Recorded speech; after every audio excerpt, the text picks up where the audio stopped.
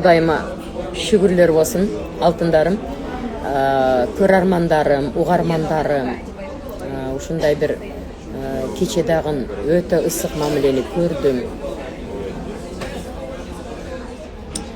Жаш қыздар, келіндер құшақтап ыйлап қалышты. Мекенін естеді ошойт, апа-келерін естеді ошойт. Аллахыма шүгірлер болсын. Ушул жаққа келтіріп, жолығыштырып, мындай бір рухани дүниебізге азықтарды алдырып қойған Аллахыма шүгірлер болсын. Улуу жаратуучу Аллах Таалама кайрылганды билели, сураганды билели. Аллахым ушул мекендештерибиз түркүн себептер менен мана орус элинде, орус жеринде жүрүшөт. Түркүн иштерди аркалап жүрүшөт. Ар кандай квартираларда батирлерде жашашат. Ошондуктан ар бириңер Аллах карап турат, Аллах көрүп турат, Аллах бардыгын билип турат, сезип турат деп Аллахты биринчи орунга коюп, каяка кадам таштасаңар дагы, кайда бассаңар дагы Аллах көрүп турат.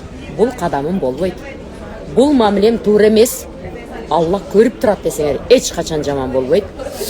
Аллах Таалам өмүрүңөргө, ден соолуктарыңарга, иштеп аткан иштериңерге, окуп аткандардын окууларына,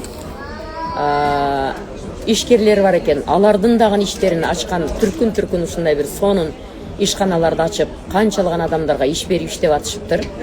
Аллах Таалам бардыгына жашоолоруна береке берсин, таап тутканына береке берсин.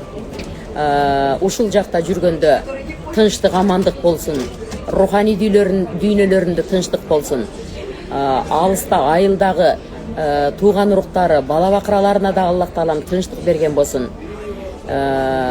Бардыгыңар эмне максатта келгениңерди так билип, бара турган мезгилде айылга барып, анан жаш балдар, кичинекей наристелер болсо ошолорду апалар өздөрү карап, өздөрү багып, эгер күйөөлөрү кандайдыр бир себептер менен айылга кетип калган болсо, же тизмеге кирип же башка болуп, күйөөлөрүнүн алдына барып, ошол күйөөлөрдү аркалап, ошолорду сылап сыйпап, ошолор менен жакшы мамиледе болуп жашоону насип кылсын.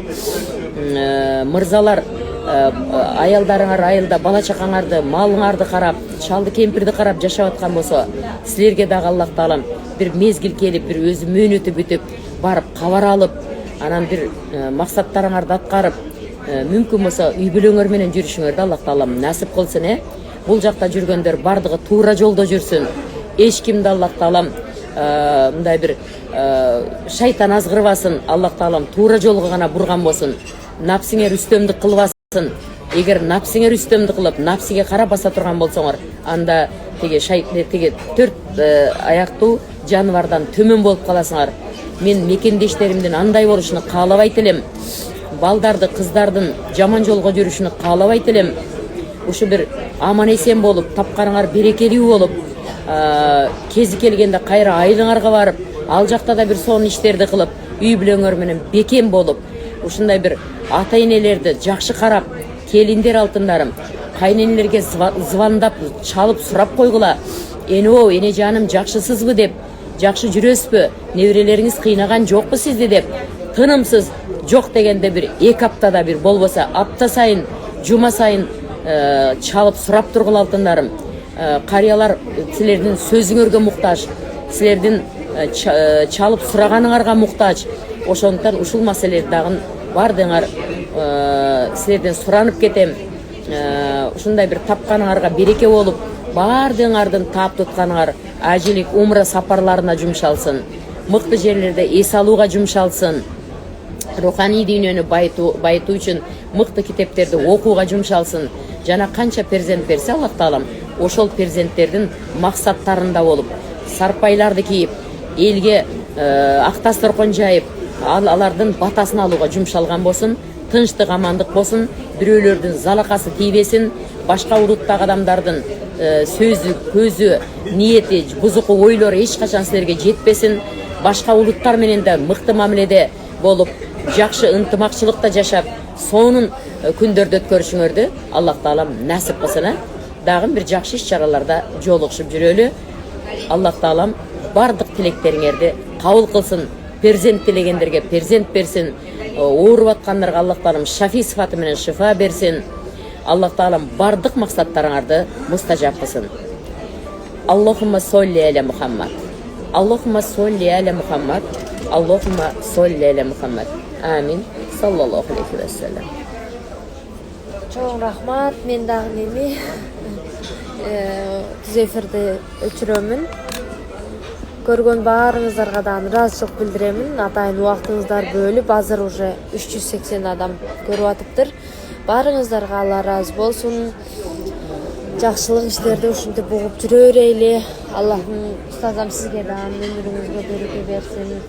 Аялдарга ушундай жакшы насааттарыңызды айтып жүрө бериңиз. Кече кежелер айткандай, сиз азыркы күндө эң бир керектүү инсансыз биз үчүнчү. Аябай ыраазыбыз. Бүтүндөй Москвадагы эжесиңди апалар баары сизге аябай ыраазы болушту. Анын ичинде мага дагы рахмат айтып, түз эфир кылып турдум да. Сени да таанып калбадыбы? Мурда тиги менин жардамчым эле деп койот элем да. Мына менин жардамчым азыр Москвада. Ушул жерде да жардам берип атат. Алхамдулиллах. Анан 25-inde иншаллах жол тартам. Булар Екатеринбургка учакка салышат. Анан кийин ал жактан Гүлшан Долонбаевалар тосуп алат. Анан 26-сында энелер күнүнө карата бир иш-чаралары бар экен. Ошолорго иншаллах катышамын. Ошол жерде Аллах Таалам билгенче билдирип, сүйлөткөнчө сүйлөп, ал жерде дагы бир жакшы маанай жаратабыз. Руханий дүйнөгө Аллах Таалам азык салат деп ишенип турамын. Мен ал Екатеринбургка эч качан барган эмесмин. Москвада 91-жылы келген экенмин. Жанагы жыл мугалими сынагына катышканда бүткүл союздук сынак болуп, ошондо гостиницага мейманканага жаткан экенмин. Кайсы метро экени эсимде жок. 288-мектепте сабак бердим эле. Кече бир баягы Бермет шофер кызыбыз караса, азыр ал кадет болуп каптыр, кадетский корпус болуп каптыр. Ошол мектеп, ошол жерде сабак бердим эле. Ошондо гостиницага, мейманканага конгон элем. Азыркы бул мейманканалардын айырмасы дагы бар экен. Ушундай бир чоң өзгөрүштөр бар экен. Буюрса эми ошо Екатеринбургка дагы Аллах Таалам насип кылсын. 25-inde учкан атам. Ооба, буюрса.